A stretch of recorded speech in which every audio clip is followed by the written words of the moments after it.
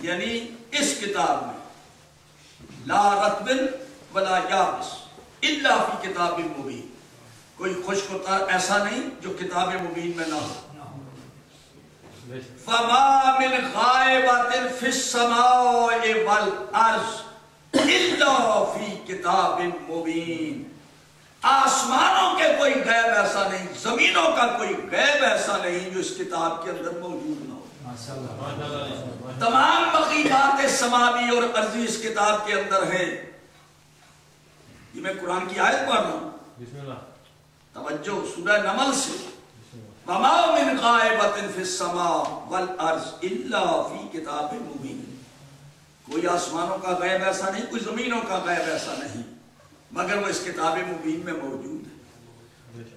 آپ رسول اکرم اس کتاب کے معلم بن کر آئے۔ حضور کا منصب کیا ہے؟ هو الذی بعث فی الامیین رسولا منہم یتلو علیہم آیاتہ ویزکیہم وَيُعَلِّمُهُمُ الْكِتَابَ وَالْحِکْمَةَ،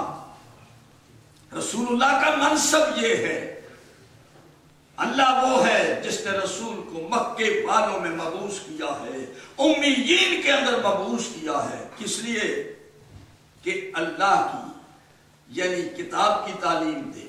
حکمت کی تعلیم دے، تزکیہ نفس کرے، لوگوں کو پاک کرے کفر اور شرک اور نفاق سے، ان کو پاک کرے، کتاب اور حکمت کی تعلیم دے۔ اگرچہ اس سے پہلے یہ کچھ نہیں جانتے تھے۔ آپ لوگ گھبرا تو نہیں گئے؟ ذرا صلوات پڑھیں ذرا۔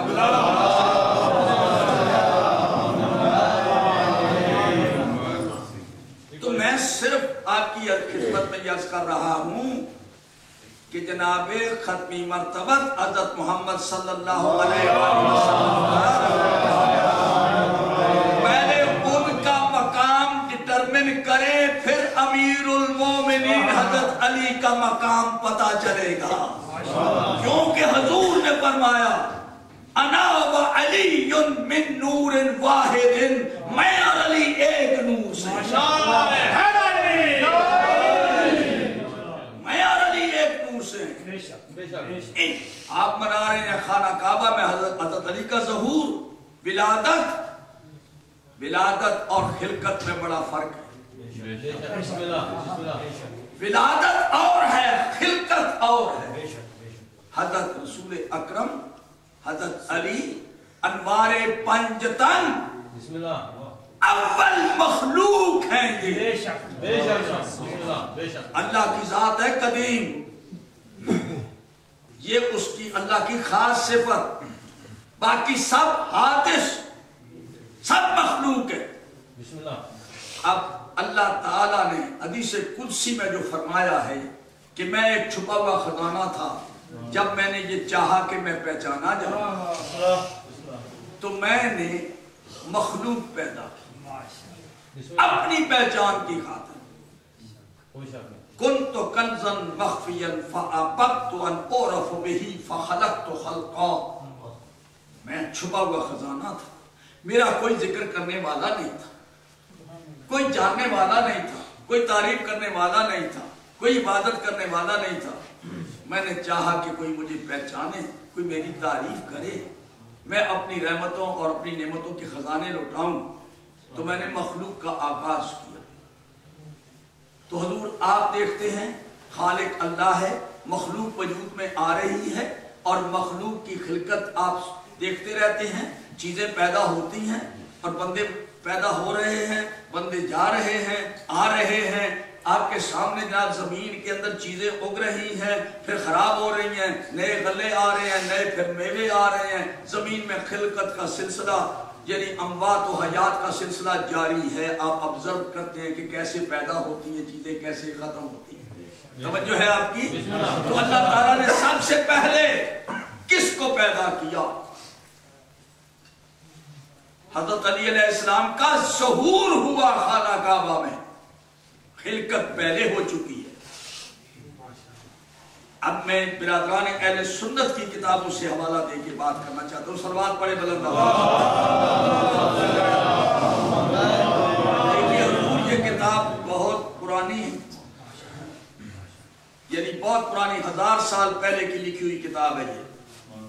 اور حضور کا ارشاد گرامی ہے،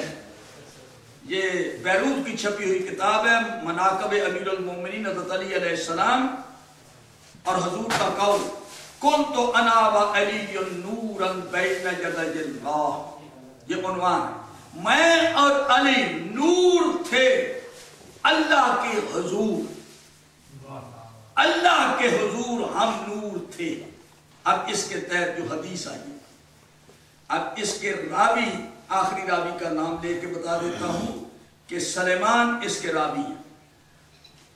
سلیمان فارسی۔ قال سمعت حبیبی، حضور پاک ارشاد فرما رہے ہیں، سلیمان کہتے ہیں قال سمعت حبیبی صلی اللہ علیہ وآلہ وسلم، میں نے اپنے حبیب حضرت محمد صلی اللہ علیہ وآلہ وسلم سے سنا، یقول، آپ ارشاد فرماتے ہیں، کنت انا وعلی نورا بین یدی اللہ عز وجل یسبح اللہ ذلک النور ویقدسہ قبل ان یخلق اللہ آدم بألف عام، فلما خلق اللہ آدم رکب ذلک النور فی صلبہ ثم نقل من صلب طیب و بطن طاہر لا توتک فیہ حائلۃ الی صلب ابراہیم۔ میں اور علی ایک نور سے، اللہ نے ہمارے نور کو خلق کیا آدم کی خلقت سے 14,000 سال پہلے، آدم کو پیدا کیا، پھر ہم دونوں ساکن ہو گئے، راکب ذالک النور فی صلبہ، آدم کی صلب میں ہمارا نور راکب سوار ہو گیا، اس کے بعد فلم یکن فی شیء واحد حتی افترقنا فی صلب عبد المطلب، ہم دونوں ایک تھے میں اور علی، حتیٰ کہ ہم پاک صلبوں اور پاک شکموں سے سفر کرتے ہوئے صلب عبد المطلب میں آئے۔ صلب عبد المطلب میں پہنچنے کے بعد پھر یہ نور 2 حصوں میں بٹ گیا، ایک صلب عبداللہ میں گیا، ایک صلب ابو طالب میں گیا، صلب عبداللہ سے میں آیا، صلب ابو طالب سے علی آئے، ہم 2 ظاہر ہوئے، فی صلب عبد المطلب ففی النبوہ وفی علی الخلافہ، مجھ میں نبوت ہے، علی میں خلافت ہے۔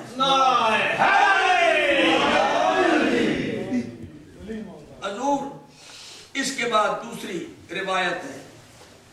حضور فرماتے ہیں کنت انا وعلی نورا عن یمین العرش یسبح اللہ ذالک النور ویقدسہ، میں اور علی، اللہ تعالیٰ نے ہمیں ایک نور سے پیدا کیا عرش کے سامنے، یسبح اللہ ذالک، ہم اللہ تعالیٰ کی تسبیح بیان کرتے تھے، اللہ کی پاکیزگی بیان کرتے تھے، یہ نور جو ہے اللہ کی تسبیح کرتا تھا، یسبح اللہ ذالک النور، یہ نور اللہ کی تسبیح کرتا تھا، وَيُقَدِّسُهُ، اور اس کی تقدیس بیان کرتا تھا، قبل ان یخلق اللہ آدم ب14,000 عام، آدم کی خلقت سے 14,000 سال پہلے، فلم ازل انا وعلی فی شیء واحد، ہم جدا نہیں ہوئے، ہم دونوں ایک شے تھے، ایک، حتی افترقنا فی صلب عبد المطلب، یہاں تک کہ صلب عبد المطلب میں ہم پہنچے، وہاں سے یہ نور 2 حصوں میں بٹ گیا، جزء فی صلب عبداللہ و جزء فی صلب ابی طالب، ایک جز عبداللہ کی صلب میں قرار پایا، دوسرا ابو طالب کی صلب میں قرار پایا، فاخرجنی نبیًا، اللہ تعالیٰ نے مجھے صلب عبداللہ سے نبی بنا کر نکالا، وَأَخْرَجَ عَلِيًّا وَسِيًّا، اور صلب ابو طالب سے علی کو نکالا، میرا وسیع بنا۔ یہ اہل سنت کا عقیدہ ہے، سمجھ آگئی؟ تو اہل سنت اور شیعہ دونوں اس عقیدے پر متفق اور متحد ہیں۔ اب میں عرض کرنا چاہتا ہوں، رسول اکرم مجسم نور، قد جاءکم من اللہ نور و کتاب مبین، تمہارے پاس ایک نور آیا ہے، ایک کتاب آئی، یادی بہ اللہ من اتبع رضوانہ، یعنی تمہارے پاس آ چکا ہے ایک نور، ایک کتاب، اللہ اس کے ذریعے سے ہدایت دیتا ہے، ہادی مطلق اللہ تعاونوا الی صراط المستقیم، سورہ حج کی یہ آیت ہے کہ ہدایت اللہ دیتا ہے. توجہ، صراط مستقیم کی مومنین کو بے شک ہادی مطلق اللہ ہے، لیکن اللہ کس طریقے سے ہدایت دیتا ہے؟ کیا اللہ کسی کے پاس آتا ہے، کسی کو سکھاتا ہے، سبق پڑھاتا ہے؟